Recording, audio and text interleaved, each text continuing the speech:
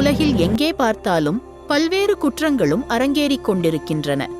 இன்றைய இளைஞர்கள் இடையே மதுப்பழக்கம், புகைப்பிடித்தல் மற்றும் இன்னும் தீய வழிகள் பல பின்பற்றுகின்றனர்.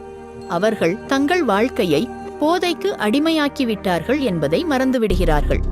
அவர்கள் வாழ்க்கையே இன்னும் உள்ளது என்று அறியாமல் சில தவறுகள் செய்கின்றனர். அதன் விளைவாக இந்த உலகில் நாம் செய்தித்தாள்கள் மற்றும் தொலைக்காட்சிகளில் பார்க்கிறோம். போதையில் கணவரை அடித்து துவைத்த மனைவி, மது அருந்தும் போது தகராறு, ஒருவர் கொலை, தனியார் விடுதியில் தற்கொலை, பேரிகார்டு மீது பைக் மோதி வாலிபர் பலி, வாலிபர் வெட்டி கொலை, நண்பர்களுக்குள் கத்திக்குத்து என்று எல்லாம் நாம் கேட்கிறோம் மற்றும் வாசிக்கின்றோம். 23 மே 2025 அன்று மது போதையில் இருந்த இளைஞர்கள் இடையே ஏற்பட்ட தகராறில் அடிப்படையில்தான் இந்த படம் எடுக்கப்பட்டுள்ளது. வாருங்கள், படத்துக்குள் செல்வோம்.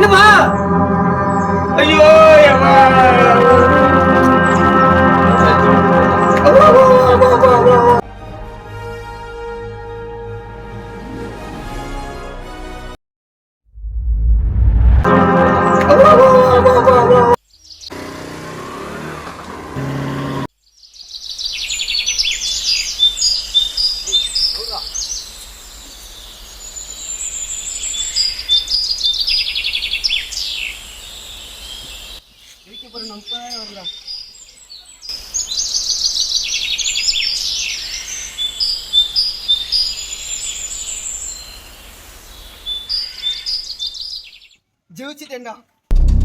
ஏய் காமிடா. பசங்க போனடா, நீ யார் டீடா?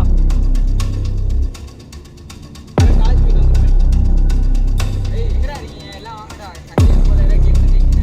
கரெக்ட் பண்ணிட்டீங்க டேய். எங்க இப்ப எவனமே காணோம். போனடா. ஹலோ.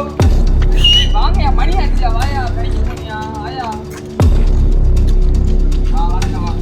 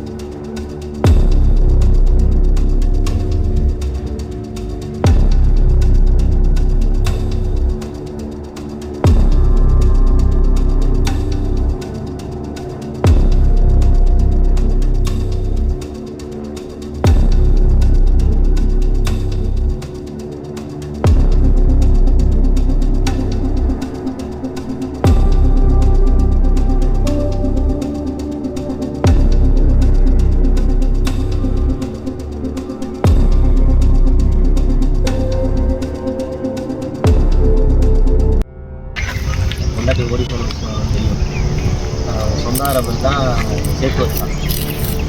அக்கா எப்படியாவது டைவர்ஸ் போட்டு கையில் கொடுக்கலாம். அப்படியே அவங்கள்ட்ட என்னன்னு கேட்டுட்டு வரேன்.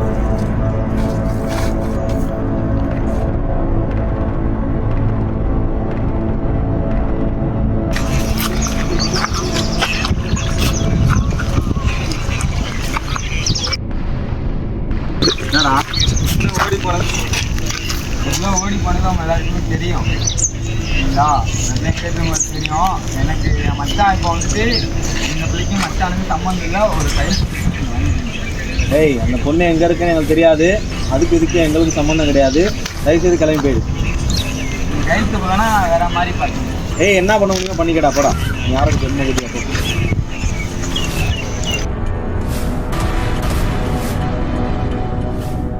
இப்படியாண்டில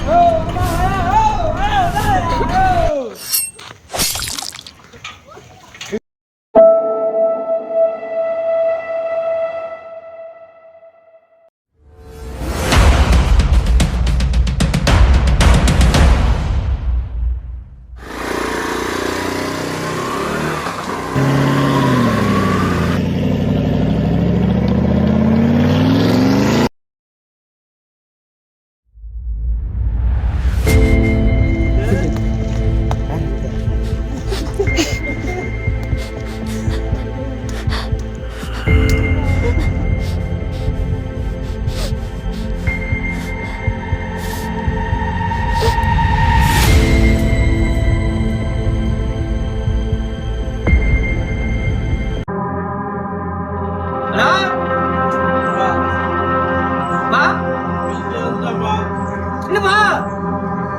ஐயோ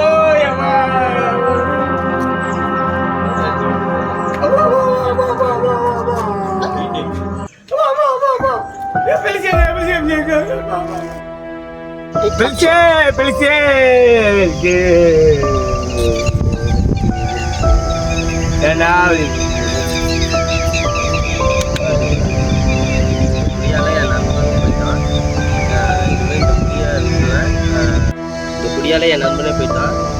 இதனால என் நண்பனோட வாழ்க்கையை போச்சு. அதனால என் வாழ்க்கையும் போச்சு. இனிமேல் இந்த குடியை விட்டுறேன். இனிமேல் திரும்பி வாழ்க்கை. அன்பு உள்ளங்களை இன்றைய உலகில் எங்கே பார்த்தாலும் தீய பழக்கங்கள் பலர் அடிமையாகிவிட்டார்கள். அதனால் ஏற்படும் பாதிப்பை அவர்கள் சிந்திப்பதில்லை. அந்த பாதிப்பால் சிலர் நெருங்கிய உறவை கூட இழக்க நேரிடுகிறது. இந்த உலகில் உயிர் என்பது மிக விலை உயர்ந்தது. அத்தகைய சிறப்பு கொண்ட உடலை நாம் ஏன் கலக்கம் செய்ய வேண்டும் என்று சிந்திப்போம். தீய பழக்கங்களிலிருந்து மீண்டு வருவோம். நம்முடைய உறவுகளை மீண்டும் புதுப்பித்து உலகில் சிறப்பாக வாழவும் அனைவரையும் அன்பு செய்வோம்.